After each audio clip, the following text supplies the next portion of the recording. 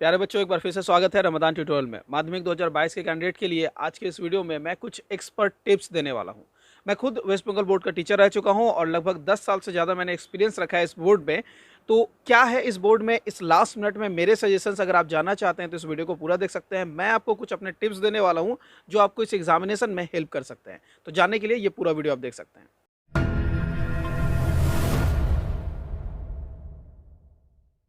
बच्चों, थंबनेल आप लोगों ने देख लिया है। जैसा कि आपको पता है, expert tips for last minute preparation माध्यमिक फिजिकल साइंस। आज के इस वीडियो में मैं आप लोगों को इस फिजिकल साइंस पर अपने कुछ टिप्स दूंगा। इस पूरे टिप्स को मैं दो कैटेगरीज में डिवाइड करूंगा। पहला कैटेगरी है जर्नल टिप्स का, जो कि आपको लगभग जर्नल मिलेंगे जो सभी सब्जेक्ट पे फॉलो किए जा सकते हैं। लेकिन दूसरा होगा सब्जेक्ट वाइज टिप, जिसमें मैं आप लोगों को सब्जेक्ट से रिलेटेड टिप्स दूंगा। ऑब्वियस सी बात है, सब्जेक्ट वाले टिप्स को मैं एकदम लास्ट में बताने वाला हूँ। पहले मैं जर्नल टिप्स आप लोगों को बताऊंगा। तो चलिए वीडियो स्टार्ट करते हैं, देखते हैं कौन कौन सा मेरे टिप्स है। जैसे कि आप स्क्रीन देख सकते हैं, जर्नल सजेशन और सब्जेक्ट सजेशन ये दोनों हमारे डिस्कशन होने वाले हैं। तो पहले जर्नल सजेशन देखते हैं। मेरा सबसे पहला सजेशन होगा इस पॉइंट ऑफ टाइम पे आप लोगों के लिए कि प्लीज़ कोई स्ट्रेस ना ले। मेरा यहाँ रूल है आप लोगों के लिए, प्रॉपर रेस्ट, नो स्ट्रेस। मैं इस स्लोगन के साथ फिलहाल आप लोगों के साथ काम करना चाहूँगा। मैं कहूँगा बार बार आप लोगों से कि इस पॉइंट ऑफ टाइम पे आपको कोई भी स्ट्रेस लेने की ज़रूरत नहीं है कि मेरा ये सिलेबस बाकी है, वो सिलेबस बाकी है।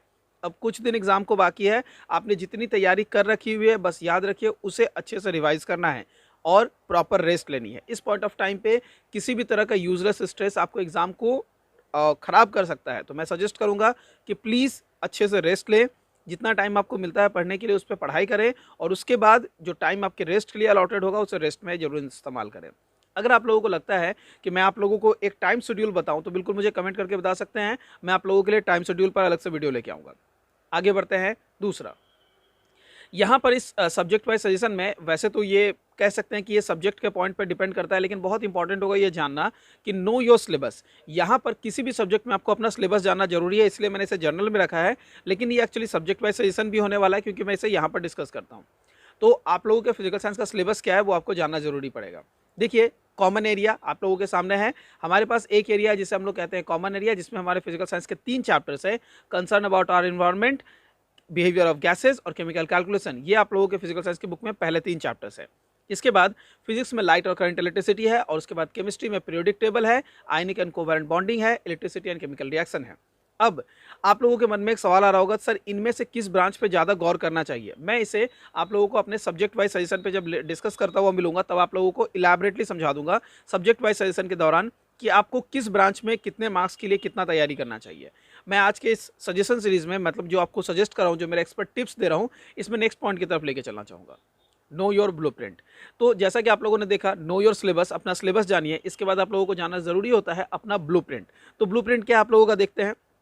ब्लूप्रिंट यहाँ पर जैसा आप देख पा रहे हैं, कंसर्न अबाउट आवर एनवायरनमेंट जो हमारा पहला चैप्टर है, जो कॉमन एरिया से बिलोंग करता है, बिहेवियर ऑफ गैसेज और केमिकल कैलकुलेशन, इन तीनों का एक साथ करके अगर आप देख सकते हैं तो टोटल आपके पास टोटल मार्क्स आ रहा है यहाँ पर 8 + 4 + 5। यहाँ पर आप एक चीज़ नोटिस कीजिए कि ऑब्जेक्टिव में 1 मार्क्स के क्वेश्चन आने वाले हैं तीनों ही ग्रुप से। 2 मार्क्स के एक एक करके क्वेश्चन आने वाले हैं। केमिकल कैलकुलेशन से कोई 2 मार्क्स का क्वेश्चन नहीं है। यहाँ पर 1 मार्क्स के 2 क्वेश्चन है, और ये 2 मार्क्स के एक एक करके क्वेश्चन है, और यहाँ 3 मार्क्स के क्वेश्चन है। आपको दिख रहा है फर्स्ट चैप्टर में 3 मार्क्स का कोई क्वेश्चन नहीं है। अब आप लोगों को मन में आ रहा होगा कि सर हम लोगों ने जितने भी क्वेश्चंस फिजिकल साइंस के बुक में पढ़े हैं अब तक, उनमें से 3 मार्क्स के क्वेश्चंस हम लोगों ने नहीं पढ़े हैं। तो यहाँ पर मैं आप लोगों को कहूँगा कि वीडियो को और थोड़ा आगे देखिएगा। मैं आप लोगों के साथ इस बारे में भी डिस्कस करता हुआ मिलूंगा कि 3 मार्क्स के क्वेश्चंस के लिए कैसे आपको तैयारी करनी है। क्लियर है। तो चलिए आगे बढ़ते हैं। इसके बाद अगर आपको ब्लूप्रिंट में देखेंगे तो आपके पास लाइट और करंट इलेक्ट्रिसिटी है, जो कि फिजिक्स से बिलोंग करते हैं। इस पर आप लोगों के पास 17 + 17 34 मार्क्स है। क्लियर है। और फिजिक्स पे यानी लाइट पे सिर्फ 17 मार्क्स है, और आपको करंट इलेक्ट्रिसिटी पे 17 मार्क्स मिलने वाला है, यानी टोटल 34 मार्क्स के लिए आप इसे प्रिपेयर करोगे। अगर आप लोग आगे बढ़ोगे तो यहाँ पर आप देख सकते हो, यहाँ पर केमिस्ट्री के 3 चैप्टर्स, जो पहले 3 चैप्टर्स है, यानी periodic table, ionic and covalent bond, electricity and chemical reactions, इस तीनों चैप्टर में से आपके पास जो मार्क्स है वो यहाँ पर अलॉटेड है। तो ये आप लोगों का ब्लूप्रिंट है। इसका स्क्रीनशॉट लें और ब्लूप्रिंट को अच्छे से जरूर समझें, क्योंकि जब तक आपको ब्लूप्रिंट का आइडिया नहीं होगा आप लोगों को सिलेबस के बारे में कुछ भी ठीक से समझ नहीं आएगा। चलिए मैं आपको अपने नेक्स्ट टिप्स की तरफ लेके चलना चाहूँगा। Chapter revision. देखिए, अभी तक आप लोगों ने क्या क्या तैयारी की है। अभी तक आप लोगों ने सबसे पहले तो आपको अपना रेस्ट लेना है, ये मैंने बताया। मैंने आपको बताया कि आपको अपने ब्लूप्रिंट की तैयारी करनी है, आपको अपना सिलेबस जानना है।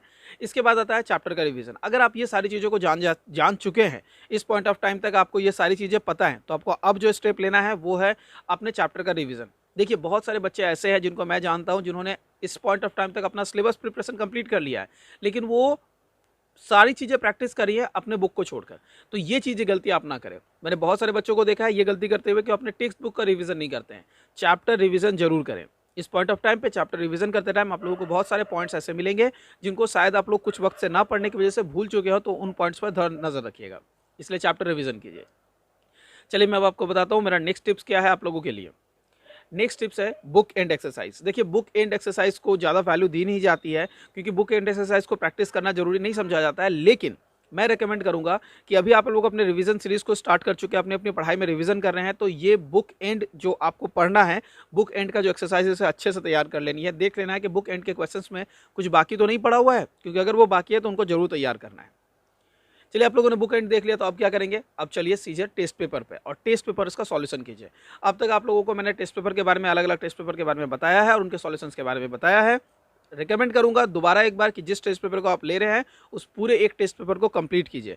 टेस्ट पेपर को कंप्लीट करने के बाद आप लोगों को आइडिया मिलेगा, बहुत सारे ऐसे क्वेश्चंस मिलेंगे जो नए होंगे। मुझे याद है एक कमेंट मैंने देखा था, जिस कमेंट में एक बच्चे ने लिखा था कि सर मैंने अपनी बुक पूरी तैयारी कर ली है और जब मैं अभी अपना रिवीजन कर रहा हूं तो रिवीजन करते टाइम मैं ये नोटिस कर रहा हूं कि जो बुक में क्वेश्चंस दिए गए हैं, जो टेस्ट पेपर में क्वेश्चंस दिए गए हैं, उनमें से कुछ क्वेश्चंस ऐसे हैं जो बिल्कुल नए हैं, जिनके बारे में मुझे कोई आइडिया नहीं है। यानी तैयारी वो पूरा कर चुके हैं, बुक से रिवाइज कर रहे हैं, बट टेस्ट पेपर में क्वेश्चंस उनको नए मिल रहे हैं। इस पॉइंट ऑफ टाइम पे आपको क्या करना है, अगर ऐसा सिचुएशन आप भी फेस कर रहे हैं, जो क्वेश्चंस आपको नए मिल रहे हैं उनके आंसर्स को प्रिपेयर कर लेना है, सर्च करना है आंसर और उनको प्रिपेयर कर लेना है। इससे क्या हुआ कि अगर आपकी कोई कमी थी तो टेस्ट पेपर ने आपको वो कमी दिखा दी, अब आपको उसे तैयार कर लेना है। पॉइंट समझ आ गया? टेस्ट पेपर कैसे आपको हेल्प करेगा।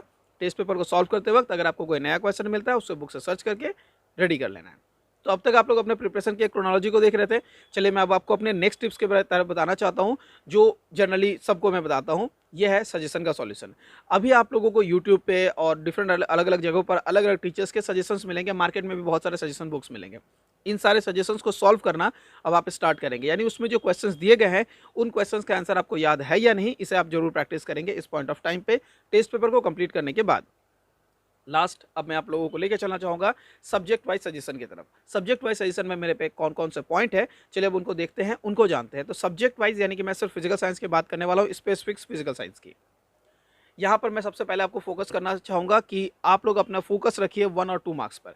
1 और 2 मार्क्स के क्वेश्चंस पर फोकस रखिए। अब मैंने अभी थोड़ी देर पहले आप लोगों को कहा था कि 3 मार्क्स के क्वेश्चंस के लिए आप लोगों को क्या करना है। देखिए वेस्ट बंगाल बोर्ड के केस में जो बात कही गई है कि 3 मार्क्स का एक डायरेक्ट क्वेश्चन आप लोगों से नहीं फोर्स किया जाता है आंसर पूछने के लिए। लाइट में इसके चांसेस थोड़े बहुत हैं, लेकिन लाइट के अलावा इसके चांसेस और कहीं भी नहीं है। इसलिए 3 मार्क्स के एक क्वेश्चन को प्रिपेयर करने की जगह पर 1 और 2 मार्क्स के क्वेश्चन पे अच्छे से फोकस कीजिएगा।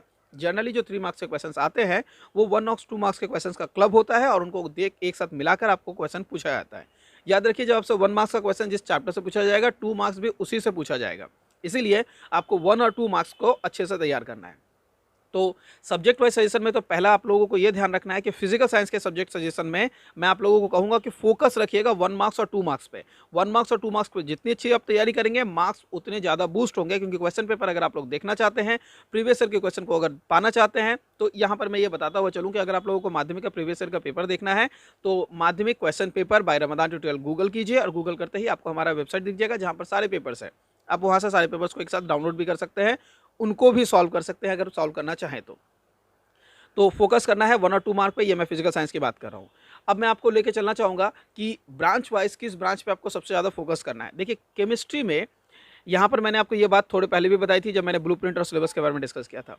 केमिस्ट्री में सबसे ज़्यादा मार्क्स है और ये जो चैप्टर्स है ये कंपैरेटिवली फिजिक्स के मुकाबले बहुत छोटे भी हैं। यानी कि अगर सही तरीके से देखा जाए तो केमिस्ट्री में मैं आपको एक बार दोबारा ब्लूप्रिंट की तरफ लेके चलना चाहूँगा। ब्लूप्रिंट वाले पेज को दिखाता हूँ। देखिए ब्लूप्रिंट केमिस्ट्री में आप ध्यान दीजिए, यहाँ पर हमारे पास 3 चैप्टर है, periodic table, ionic and covalent compounds, electricity, और यहाँ पर जो टोटल मार्क्स आ रहा है वो 10 + 15 + 14 यानी 29 39। तो 39 मार्क्स आपके पास केमिस्ट्री से आ रहा है, जो कि सबसे ज़्यादा मार्क्स कैरी करता है। तो ये तो आपको ध्यान रखनी है कि सबसे ज़्यादा मार्क्स यहाँ कैरी कर रहा है, तो इस पर मुझे ध्यान देना है। लेकिन यही पॉइंट नहीं है कि इसकी वजह से मैं यहाँ कह रहा हूँ, उससे कंपेरेटिवली थोड़ा सा कम तो हमारे 34 मार्क्स हमारा फिजिक्स वाला ब्रांच भी है। तो फिर मैं क्यों कह रहा हूँ केमिस्ट्री पे ध्यान देने के लिए, क्योंकि केमिस्ट्री के जो चैप्टर्स है ये कंपैरेटिवली बहुत छोटे हैं in comparison to light and current electricity. तो कम चीज़ों में कम पढ़ाई करते हुए ज़्यादा चीज़ों के बारे में आपको आइडिया मिलेगा। तो ये मेरा सजेशन होगा कि केमिस्ट्री पे सबसे ज़्यादा फोकस करें। क्लियर है। अब जैसा कि आपको पता है नेक्स्ट प्रायोरिटी आपको देनी चाहिए लाइट एंड करंट इलेक्ट्रिसिटी को, क्योंकि वहां पर 34 मार्क्स है। अब यहाँ पर आपको समझ में आ रहा है कि ये टोटल पूरे बुक का 50% ये खुद दोनों चैप्टर्स कंटेन किए हुए हैं। इतने पेजेस उन्होंने खुद कंटेन किया हुआ है, तो ये चैप्टर तो इंपॉर्टेंट है नो डाउट, लेकिन चैप्टर इंपॉर्टेंट होने के साथ साथ यहाँ पर इसके कंटेंट के साथ मार्क्स इंपॉर्टेंट है। तो मार्क्स के पॉइंट ऑफ व्यू से मैंने कहा है कि नेक्स्ट प्रायोरिटी आपको लाइट एंड करंट इलेक्ट्रिसिटी को देनी चाहिए। फाइनली मैं कहूंगा सबसे कम प्रायोरिटी आप जिसको दे सकते हैं वो है सीटीबी यानी कॉमन टू बोथ, यानी जिसे मैं कॉमन एरिया के नाम से अभी तक कह रहा था। क्लियर है। तो ये सारी वो चीज़ें थी जो आप लोगों को फोकस करनी चाहिए इस पॉइंट ऑफ टाइम पे।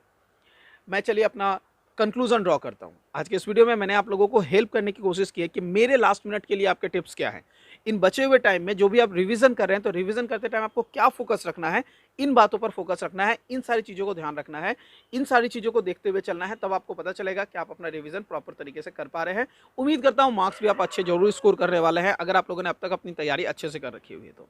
आई होप आपको ये वीडियो प्रोडक्टिव लगा होगा। आई होप मैंने जो सजेशंस दिए हैं वो सजेशंस आपको समझ आए होंगे, आपके लिए ये हेल्पफुल रहेंगे। चलिए आज के वीडियो में इतना दूर रहेगा, मिलता है अगले वीडियो में। Till then do take care.